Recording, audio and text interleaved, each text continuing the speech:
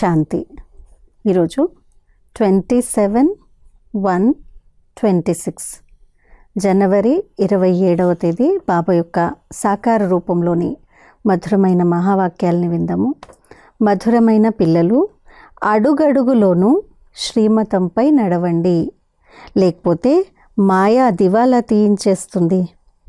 ఈ కళ్ళు ఎంతగానో మోసం చేస్తూ ఉంటాయి, కావున వీటిని చాలా సంభాళించండి. అడుగడుగులోనూ శ్రీమతంపై నడవండి, లేకపోతే మాయా దివాలా తీయించేస్తుంది. ఈ కళ్ళు ఎంతగానో మోసం చేస్తూ ఉంటాయి, కావున వీటిని చాలా సంభాళించండి.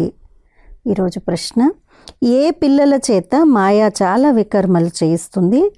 యజ్ఞంలో విఘ్నరూపులు ఎవరు?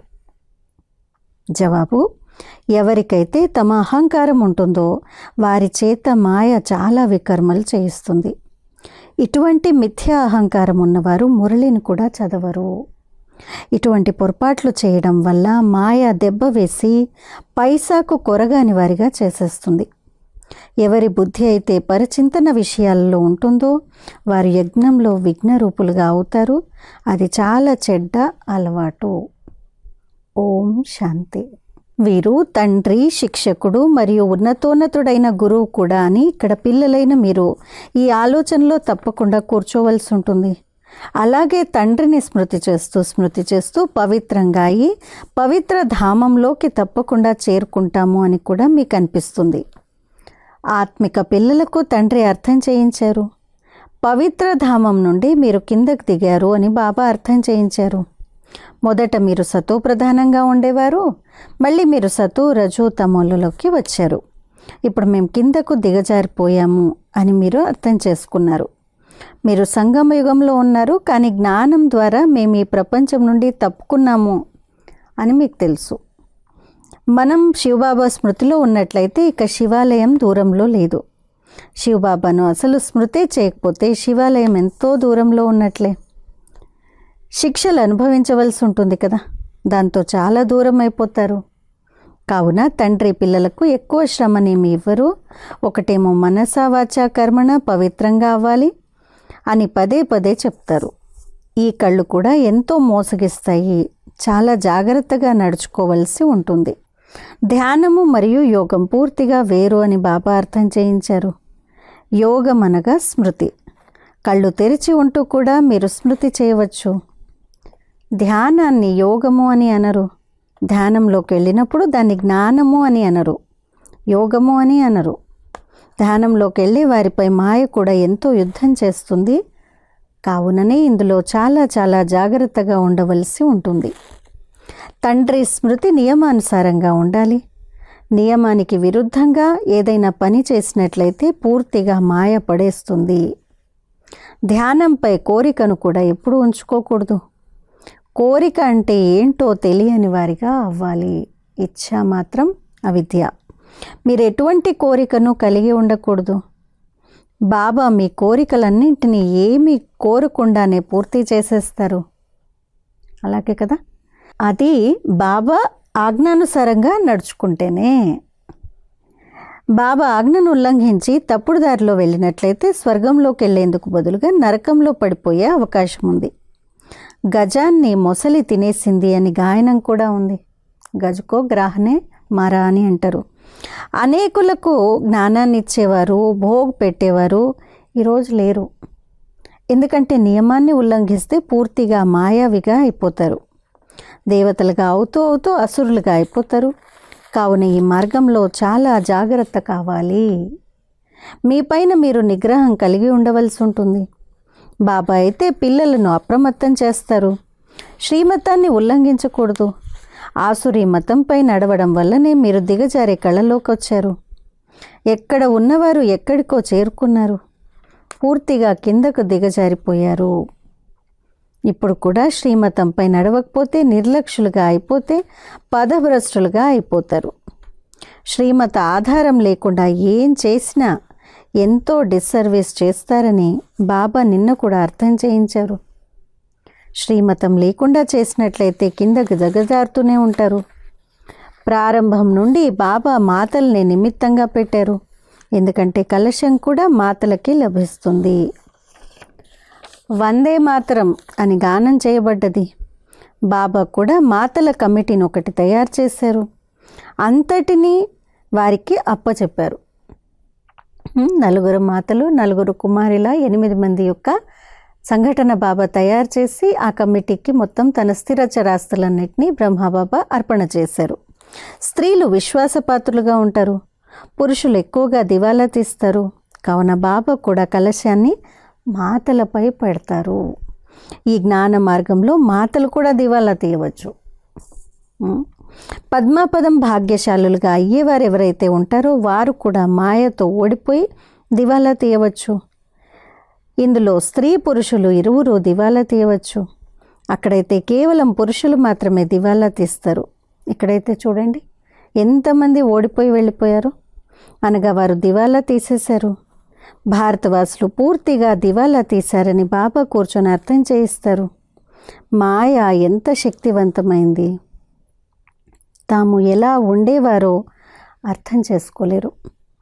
ఎక్కడి నుండి కిందకి దిగజారిపోయి పడిపోయారో చూడండి. ఇక్కడ కూడా పైకి ఎక్కుతూ శ్రీమతాన్ని మరిచి తమ మతంపై నడిచినట్లయితే దివాలా తీసేస్తారు. వారి పరిస్థితి ఎలా అవుతుందో చెప్పండి. వారైతే దివాలా తీస్తారు, మళ్ళీ 5-7 సంవత్సరాల తర్వాత లేచి నిల్చుంటారు. కానీ ఇక్కడైతే 84 జన్మల వరకు దివాలా తీసేస్తారు. మళ్ళీ ఉన్నత పదవిని పొందలేరు. అలా దివాలా తీస్తూనే ఉంటారు. ఎంతమంది మహారథులు ఉండేవారు, ఎంతమందిని లేవనెత్తేవారు. ఈరోజు వారు లేరు, దివాలా తీసేశారు. ఇక్కడ ఉన్నత పదవి అయితే ఉంది కదా, కానీ జాగ్రత్తగా ఉండకపోతే పైనుండి పూర్తిగా కింద పడిపోతారు. మాయ మింగేస్తుంది. పిల్లలు చాలా జాగ్రత్తగా ఉండాలి. తమ మతంపై కమిటీలు మొదలైనవి తయారు చేయడంలో లాభం ఏమీ లేదు. బాబాతో బుద్ధి యోగాన్ని ఉంచండి, దాని ద్వారానే సతోప్రధానులుగా అవుతారు. బాబాకు చెందిన వారిగా అయి వారితో యోగాన్ని జోడించకపోతే, శ్రీమతాన్ని ఉల్లంఘించినట్లయితే పూర్తిగా కింద పడిపోతారు. వారి సంబంధాలే తెగిపోతాయి. లింక్ తెగిపోతుంది. లింక్ తెగిపోతే మాయ మమ్మల్ని ఇంతగా ఎందుకు విసిగిస్తోంది అని పరిశీలించుకోవాలి. బాగా ప్రయత్నించి బాబాతో లింక్ను జోడించాలి, లేకపోతే బ్యాటరీ ఎలా ఛార్జ్ అవుతుంది? వికర్మలు చేయడం ద్వారా బ్యాటరీ డిశ్చార్జ్ అయిపోతుంది. పైకి ఎక్కుతూ కింద పడిపోతారు. ఇలా ఎంతోమంది ఉన్నారని మీకు తెలుసు. ప్రారంభంలో ఎంతోమంది వచ్చి బాబాకు చెందిన వారిగా అయ్యారు, భట్టిలోకి వచ్చారు. కానీ ఈరోజు వారు ఎక్కడున్నారు? కింద పడిపోయారు. ఎందుకంటే వారికి పాత ప్రపంచం గుర్తుకొచ్చింది. నేను మీకు అనంతమైన వైరాగ్యాన్ని ఇప్పిస్తున్నాను అని ఇప్పుడు బాబా అంటున్నారు. ఈ పాత పతిత ప్రపంచంపై మనసు కూడా పెట్టుకోకూడదు. స్వర్గంపై మీ మనసు పెట్టుకోండి. ఇందులో శ్రమ ఉంది. ఈ లక్ష్మీనారాయణలుగా అవ్వాలనుకుంటే ఎంతో కష్టపడవలసి ఉంటుంది. బుద్ధియోగం ఒక్క తండ్రితో ఉండాలి. పాత ప్రపంచంపై వైరాగ్యం ఉండాలి. అచ్చా, పాత ప్రపంచాన్ని మర్చిపోవడం సరైందే.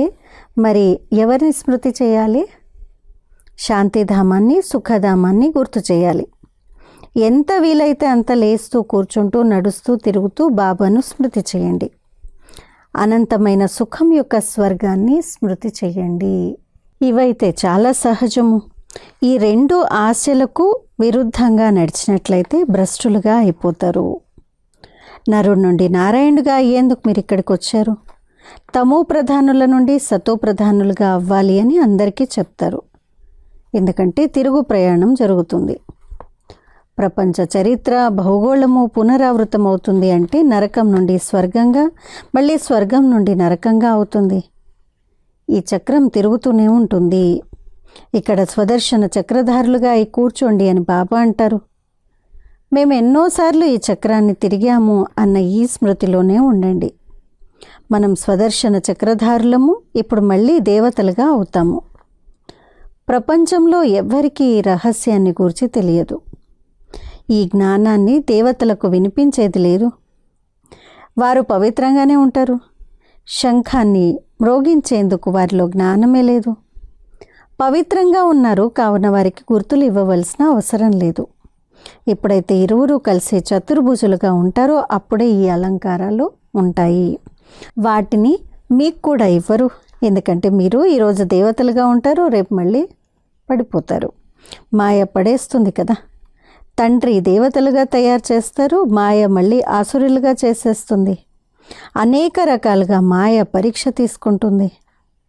తండ్రి ఎప్పుడైతే అర్థం చేయిస్తారో అప్పుడు తప్పకుండా మా స్థితి దిగజారిపోయింది అన్నది తెలుస్తుంది.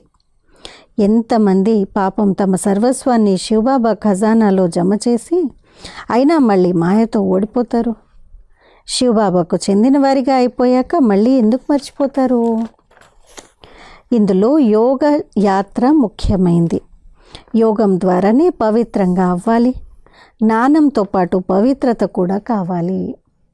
బాబా మీరు వచ్చి మమ్మల్ని పావనంగా చెయ్యండి, తద్వారా మేము స్వర్గంలోకి వెళ్ళగలుగుతాము అని మీరు పిలుస్తారు. పావనంగా అయి ఉన్నత పదవిని పొందేందుకే స్మృతి యాత్ర ఉంది. ఎవరైతే వెళ్ళిపోతారో వారు ఎంతో కొంత విన్నట్లయితే శివాలయంలోకి తప్పకుండా వస్తారు. పదవి ఎటువంటిది పొందినా రావడం అయితే తప్పకుండా వస్తారు. ఒకసారి స్మృతి చేసినా స్వర్గంలోకి వచ్చేస్తారు, కానీ ఉన్నత పదవి ఉండదు. స్వర్గం పేరుని విని సంతోషపడిపోకూడదు. ఫెయిల్ అయిపోయి పైసాకు కొరగాని పదవిని పొందినట్లయితే అందులో సంతోషపడిపోకూడదు. స్వర్గం అన్నా అందులో పదవులైతే ఎన్నో ఉన్నాయి కదా.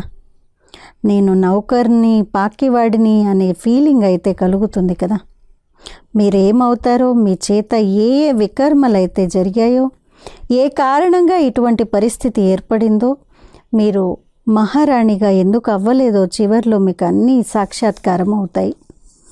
అడుగడుగులోనూ జాగ్రత్తగా నడుచుకోవడం ద్వారా మీరు పదమపతులుగా అవ్వగలుగుతారు. అప్రమత్తత లేకపోతే పదమపతులుగా అవ్వలేరు. మందిరాల్లో దేవతలకు పదమపతుల గుర్తులను చూపిస్తారు. ఆ తేడానైతే అర్థం చేసుకోగలరు కదా. పదవి తేడా కూడా ఎంతో ఉంటుంది. ఇప్పుడు కూడా ఎన్ని పదవులు ఉన్నాయో చూడండి. ఎంత నష ఉంటుంది. అది అల్పకాలికమైన సుఖము. ఇప్పుడు ఈ ఉన్నత పదవిని పొందాలి, దాని కొరకే అందరూ చేతులెత్తుతారు. కావున అంతటి పురుషార్థం చెయ్యాలి అని ఇప్పుడు బాబా అంటారు. చేతులెత్తేవారు కూడా అంతమైపోతారు. వీరు దేవతలుగా అయ్యేవారు, కానీ పురుషార్థం చేస్తూ చేస్తూ అంతమైపోయారు అని అంటారు. చేతులెత్తడం సహజము, అనేకులకు అర్థం చేయించడం కూడా సహజమే. మహారథులు అర్థం చేయిస్తూ కూడా మాయమైపోతారు. అనేకులకు అర్థం చేయించడం కూడా సహజమే. ఇతరుల కళ్యాణాన్ని చేస్తూ స్వయం తమ అకళ్యాణాన్ని చేసుకుంటారు. కావుననే బాబా జాగ్రత్తగా ఉండండి అని అర్థం చేయిస్తారు. అంతర్ముఖులుగా ఈ బాబాను స్మృతి చేయాలి. ఏ విధంగా? బాబా మనకు తండ్రి, శిక్షకుడు, సద్గురువు కూడా. ఇప్పుడు మనం మన మధురమైన ఇంటిలోకి వెళ్ళిపోతున్నాము. ఈ జ్ఞానమంతా లోపల ఉండాలి. బాబాలో జ్ఞానము మరియు యోగం రెండూ ఉన్నాయి. అవి మీలో కూడా ఉండాలి. శివబాబా చదివిస్తున్నారని మీకు తెలుసు. కావున ఇది జ్ఞానము మరియు స్మృతి కూడా. జ్ఞానము మరియు యోగం రెండూ కలిసి వెళ్తాయి. రెండో తోడుగా ఉంటాయి. జ్ఞానం, యోగం. యోగంలో కూర్చొని శివబాబాను స్మృతి చేస్తూ జ్ఞానాన్ని మర్చిపోవడం కాదు. బాబా యోగాన్ని నేర్పిస్తారు, దాంతో జ్ఞానం ఏమైనా మర్చిపోతారా? మొత్తం జ్ఞానం అంతా వారిలో ఉంటుంది. పిల్లలైన మీలో ఈ జ్ఞానం ఉండాలి. ఇది చదువుకోవాలి. నేను ఎటువంటి కర్మలను చేస్తానో నన్ను చూసి ఇతరులు కూడా చేస్తారు. నేను మురళిని చదవకపోతే ఇతరులు కూడా చదవరు. నేను ఏ విధంగా దుర్గతిని పొందుతానో అలా ఇతరులు కూడా దుర్గతిని పొందుతారు. ఇతరులను కింద పడేసేందుకు నేను నిమిత్తమైపోతాను అని భావించాలి. అంటే బాధ్యత తీసుకోవాలి స్వయం పైన. చాలామంది పిల్లలు మురళిని చదవరు. మిథ్యా అహంకారం వచ్చేస్తుంది. మాయ వెంటనే యుద్ధం చేస్తుంది. అడుగడుగులోనూ శ్రీమతం కావాలి, లేకపోతే ఏదో ఒక వికర్మ జరిగిపోతుంది. చాలామంది పిల్లలు పొరపాట్లు చేస్తారు, దాంతో సర్వనాశనం అయిపోతారు. పొరపాట్లు జరగటంతో మాయ దెబ్బ వేసి పైసాకు కూడా కొరగాని వారిగా చేసేస్తుంది. ఇందులో ఎంతో వివేకం కావాలి. అహంకారం వచ్చినట్లయితే మాయ ఎన్నో వికర్మలను చేయిస్తుంది. ఏవైనా కమిటీలు మొదలైనవి తయారు చేసినప్పుడు అందులో ఒకరిద్దరు స్త్రీలు తప్పకుండా ఉండాలి. వారి సలహాపై పని జరగాలి. కలశాన్ని లక్ష్మిపైనే పెట్టబడుతుంది కదా. అమృతం తాగించినప్పుడు అందులో అసురులు కూడా వచ్చి తాగేవారు అన్న గాయనం కూడా ఉంది. యజ్ఞంలో విఘ్నాలను కలిగిస్తారు. అనేక రకాలైన విఘ్నాలను వేసేవారు ఉన్నారు. రోజంతా బుద్ధిలో పరిచింతన విషయాలే ఉంటాయి. ఇది చాలా తప్పు. ఏ విషయమైనా ఉంటే బాబాకు రిపోర్ట్ చేయండి. అందరినీ బాగు చేసేవారు ఒక్క బాబాయ్. మీరు లాను మీ చేతుల్లోకి తీసుకోకండి. మీరు బాబా స్మృతిలో ఉండండి. అందరికీ బాబా పరిచయాన్ని ఇవ్వండి. అప్పుడు ఇలా అయిపోతారు. రాజులుగా అవుతారు. మాయ చాలా కఠినమైంది. అది ఎవరిని వదలదు. సదా బాబాకు సమాచారాన్ని వ్రాయాలి. డైరెక్షన్లను తీసుకుంటూ ఉండాలి. ప్రతి ఒక్క డైరెక్షన్ లభిస్తూనే ఉంటుంది. బాబా అయితే తమకు తామే ఈ విషయాన్ని అర్థం చేయించారు. కావున వారు అంతర్యామి అని పిల్లలు భావిస్తారు. కానీ అలా కాదు. నేను జ్ఞానాన్ని చదివిస్తాను, ఇందులో అంతర్యామిగా ఈ విషయం ఏది లేదు అని బాబా అంటారు. వీరంతా నా పిల్లలు. ప్రతి ఒక్కరి లోపల ఉన్న ఆత్మ నా సంతానము అన్నది నాకు తెలుసు. అలాగని వారు అందరిలోనూ విరాజమానమై ఉన్నారని కాదు. మనుషులు తప్పుగా అర్థం చేసుకుంటారు. అందరి ఆసనం పైన ఆత్మ విరాజమానమై ఉందని నాకు తెలుసు. ఇదెంత సహజమైన విషయము. అయినా పొరపాటుగా పరమాత్మ సర్వవ్యాపి అని అనేస్తారు. ఇదే ఏకైక పొరపాటు. ఎక్కజ్ భూల్ అని అంటారు కదా. బాబా పరమాత్మ సర్వవ్యాపి అనడం ఇది ఏకైక పొరపాటు, పెద్ద పొరపాటు. ఆ కారణంగానే ఇంతగా కిందకు దిగజారిపోయారు. విశ్వానికి అధిపతులుగా తయారు చేసేవారిని మీరు నిందిస్తారు. కావుననే యదా యదా హి ధర్మస్య అని బాబా అంటారు. తండ్రి ఇక్కడికి వస్తారు. కావున పిల్లలు బాగా విచారసాగర మంథనం చెయ్యాలి. జ్ఞానంపై ఎంతగానో మంథనం చెయ్యాలి. సమయాన్ని ఇవ్వాలి. అప్పుడే మీరు మీ కళ్యాణాన్ని చేసుకోగలుగుతారు. ఇందులో డబ్బు మొదలైన వాటి విషయం కూడా లేదు. ఎవరు ఆకలితో చావరు. ఎంతగా బాబా వద్ద జమ చేసుకుంటారో అంతగా భాగ్యం తయారవుతుంది. జ్ఞానము మరియు భక్తి తర్వాత వైరాగ్యం ఉంటుందని బాబా అర్థం చేయించారు. వైరాగ్యం అనగా అన్నింటినీ మర్చిపోవలసి ఉంటుంది. స్వయాన్ని డిటాచ్ చేసుకోవాలి. శరీరం నుండి ఆత్మ అయిన మనం ఇప్పుడు వెళ్ళిపోతున్నాము. अच्छा मीठे मीठे सिक्के लदे बच्चों प्रति माता पिता बाप दादा का याद प्यार और गुड मॉर्निंग. रूहानी बाप के रूहानी बच्चों को नमस्ते. हम रूहानी बच्चों की रूहानी माता पिता बाप दादा को याद प्यार गुड मॉर्निंग और नमस्ते. ధారణ కొరకు ముఖ్య సారము. మొదటి పాయింట్, మీపైన మీరు ఎంతో నిగ్రహాన్ని కలిగి ఉండాలి. శ్రీమతంలో ఎప్పుడూ నిర్లక్ష్యులుగా అవ్వకూడదు. చాలా చాలా అప్రమత్తంగా ఉండాలి. ఎప్పుడూ ఏ నియమాన్ని ఉల్లంఘించకూడదు. అంతర్ముఖులుగా అయ్యి ఒక్క తండ్రితో బుద్ధి లింకును జోడించాలి. ఈ పతిత పురాతన ప్రపంచంపై అనంతమైన వైరాగ్యం కలిగి ఉండాలి. నేను ఏ కర్మలనైతే చేస్తానో నన్ను చూసి వాటిని అందరూ చూస్తారు అని బుద్ధిలో ఉండాలి. ఈరోజు వరదానము, బేగంపూర్ బాద్షా భవ, నిశ్చింత చక్రవర్తి భవ. జ్ఞానపు పాయింట్లను ప్రతిరోజు రివైజ్ చేసుకుని సమాధాన స్వరూపులుగా అయ్యే బేగంపూర్ బాద్షా భవ. జ్ఞానపు పాయింట్లను ప్రతిరోజు రివైజ్ చేసుకుని సమాధాన స్వరూపులుగా అయ్యే బేగంపూర్ బాద్షా భవ. జ్ఞానపు పాయింట్లు ఏవైతే డైరీలలో లేక బుద్ధిలో ఉంటాయో వాటిని ప్రతిరోజు రివైజ్ చేసుకోండి మరియు వాటిని అనుభవంలోకి తీసుకురండి. అప్పుడు ఏ విధమైన సమస్యనైనా సహజంగా సమాధానపరచగలుగుతారు. ఎప్పుడు వ్యర్థ సంకల్పాల రూపీ సమ్మెటతో సమస్య రూపీ రాయిని పగలు కొట్టడంలో సమయాన్ని వ్యర్థం చేయకండి. డ్రామా అన్న పదం యొక్క స్మృతి ద్వారా హై జంప్ చేసి ముందుకు వెళ్ళండి. అప్పుడు ఈ పాత సంస్కారాలు మీ దాసులుగా అయిపోతాయి. కానీ మొదట మహారాజులుగా సింహాసనాధికారులుగా అవ్వండి. స్లోగన్: ప్రతి ఒక్కరికి గౌరవాన్ని ఇవ్వడమే గౌరవాన్ని పొందటము. ప్రతి ఒక్కరికి గౌరవాన్ని ఇవ్వటమే గౌరవాన్ని పొందటము. అచ్చా, అవ్యక్త ప్రేరణ. ఈ అవ్యక్త మాసంలో బంధనముక్తులుగా ఉంటూ జీవన్ముక్త స్థితిని అనుభవం చేసుకోండి. జీవన బంధనంతో పాటే జీవన్ముక్తి యొక్క అనుభవం ఉంటుంది.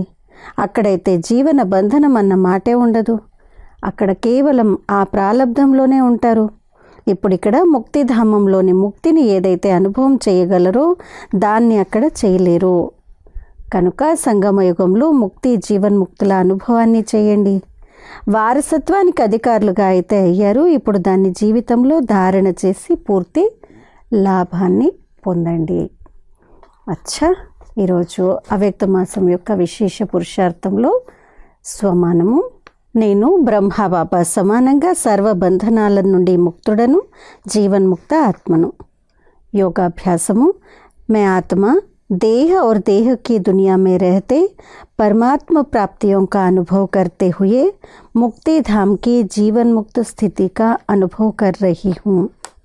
నేను ఆత్మను, దేహము మరియు దేహం యొక్క ప్రపంచంలో ఉంటూ పరమాత్మ ప్రాప్తుల యొక్క అనుభవం చేస్తూ ముక్తిధామం యొక్క జీవన్ముక్త స్థితిని అనుభవం చేస్తున్నాను. धारणा: संगम पर मुक्ति जीवन मुक्ति का अनुभव अभी अभी करना. ముక్తి జీవన్ముక్తుల అనుభవాన్ని అంటే ముక్తి పరంధామంలో ఉండేటువంటి స్థితి, జీవన్ముక్తి సత్యుగపు స్థితి. దాన్ని సంగమయుగంలోనే ఇప్పుడే అనుభవం చేయండి. ఇది ఈరోజు ధారణ. అచ్చా, ఓం శాంతి.